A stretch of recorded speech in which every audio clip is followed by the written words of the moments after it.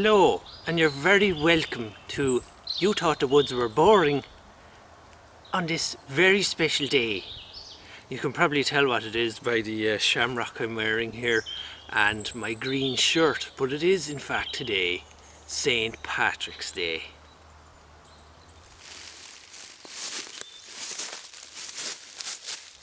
These are the Ballyhighland Woods in County Wexford. Not a lot of people know that St. Patrick was not a wealthy man. He was a Welsh slave brought over from Welsh land, and he was given the task of looking after sheep. And in these marvellous woods he would walk his sheep for exercise. Very much like I'm walking Shenanigans there. And it is this very hill that the young Patrick would walk his sheep every day.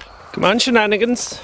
Of course, his sheep wouldn't be left standing around eating rabbit poop. Oh no, they'd get a good hard kick up the arse up that hill now and get some exercise. I don't condone kicking sheep, by the way. It was here in the county of Wexford that St. Patrick was first brought by canoe by the Indians over into the port of Rosslare Harbour. From there he was placed on a haystack on the back of a lorry and driven up to Ballyhighland. Now, you might be able to see behind me here the Mountains of Doom, and it is here where Lord Sauron and Gandalf had a great battle, and St. Patrick was indeed an integral part of that battle. He tossed many clumps of shamrock at Lord Sauron, which caused him to be blinded for a minute, while Gandalf could creep up and push him off the edge of a cliff. Now, there are many fields here in County Wexford, and not many people know this, but these fields were made by the great snakes. And before St. Patrick came along and banished all the snakes by sprinkling salt over them, these snakes would terrorise neighbourhoods. They would run amok. Well, they wouldn't run, they'd slither. They'd slither amok, and it was only when St. Patrick showed up that he inspired the people to make crude bows and arrows and flaming torches and chase the snakes out, also using a lot of Saxo salt.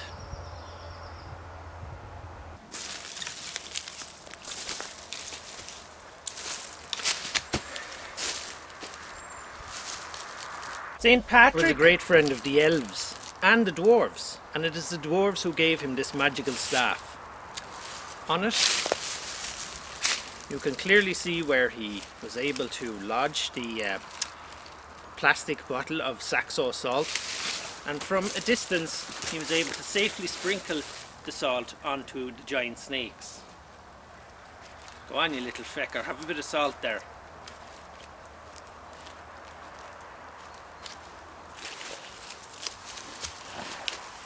Of course, Aragorn was not happy with the whole situation. He liked snakes. He was able to ride on the back of them and go into battle. So they had a great battle on the top of Vinegar Hill in County Wexford in Enniscorthy. Good girl there, Shenanigans. Luckily, St. Patrick was good friends with Harry Potter, and they were able to defeat the wily Aragorn. Isn't that right, Shenanigans?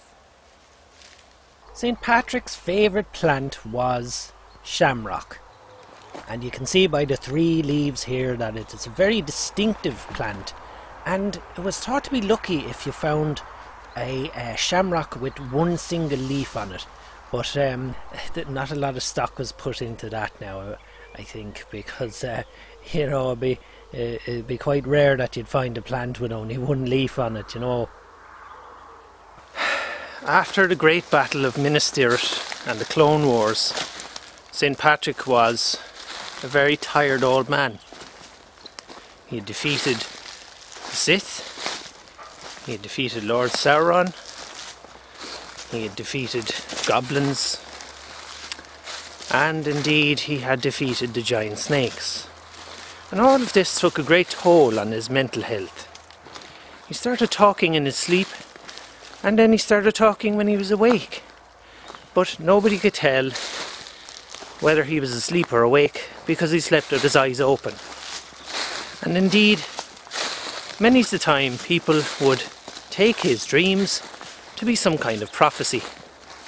Indeed, there was the time where he explained his dream, or he dreamt aloud rather, that he was in a small Ford Fiesta robbing a bank in Dublin with 4 Jewish men, and they had all the regalia and the long curly hair and the caps and all that kind of lark. And people thought that this was wild strange, very prophetic, because indeed some of the elves are very long lived, and indeed they did live long enough to see that Ford Fiesta robbery of the AIB in Dublin by 4 Jewish men.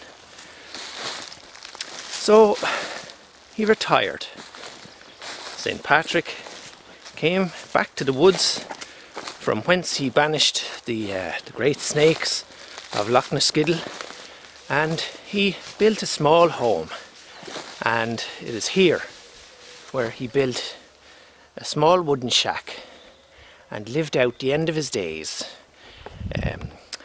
with Harry Potter and Bilbo Baggins and all of that lark. And he died a very poor man, and he left all of his money to Frodo, including a ring, and it was only the old ring off a Coke can, but Frodo keeps it around his neck to this very day. And so I hope you have enjoyed this very special... Oh, my arm is getting tired. Hang on now. So I hope you have enjoyed this very special edition of You Thought the Woods Were Boring with me, Seamas MacNearly. MacNearly what though? And tune in next week when I'll be at the Ballyhighland Woods, where there reportedly is a giant rabbit that wants to learn how to sing, and we'll be seeing if we can help him out in that regard. So for me, Seamas MacNearly, or whatever I said my name was there, a very happy Paddy's Day, and don't forget to get plenty of shamrock and kiss your loved one underneath it, as is the tradition. So for me and Shenanigans, have a very happy Paddy's Day. And is there anything you'd like to say, Shenanigans? Shenanigans? Come on, we discuss this. Look into the camera. Look into the camera. Come on, Shenanigans, do it. Do it, Shenanigans. Say it. What? I know you're hungry. You're always bloody hungry. Till next week. Goodbye.